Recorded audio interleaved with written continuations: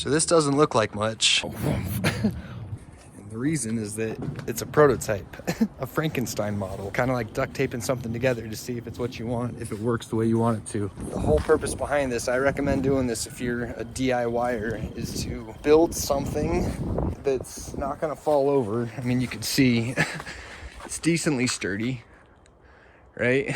That's just sitting there, so watch your head. We're gonna yank this thing down and tie on some ropes and just yank the whole thing off. So you can see we've got our cinder blocks we're gonna put in.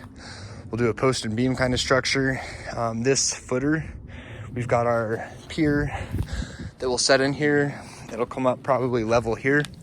So that should give us the extra 2 feet or so that would raise that up to get it level. I wasn't quite strong enough to, you know, hold that on a flimsy ladder and screw it into the wall. But this at least gives you an idea of, does it make sense to pour the piers, the footers? You know, how does it feel to have a floor that's gonna come across here? How tall are you? How does the ceiling height feel above your head? Because we'll have our 2x6s coming out, our joists coming across. So we've got a space down here to live in. We'll get our concrete and cinder block set over here, pour our footings.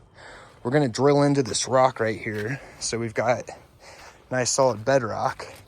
These are just temporary, just so that I could get up my my Frankenstein, just to again kind of get the feeling for how is it when you walk around and you've got a tiny house structure here, set in some OSB plywood.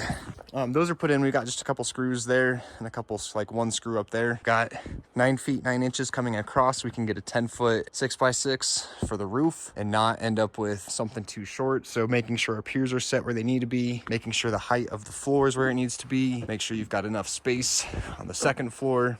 What's nice, I decided actually to do a second floor rather than a ton of headroom on the bottom. We'll have more headroom at the top because this will come down to 5 feet over here. We'll be at 7 feet, and then we could probably do like a cool little loft idea up top. But yeah, build yourself a Frankenstein model. Make sure it's what you want. And then, oh hey, look, my cat's climbing a tree.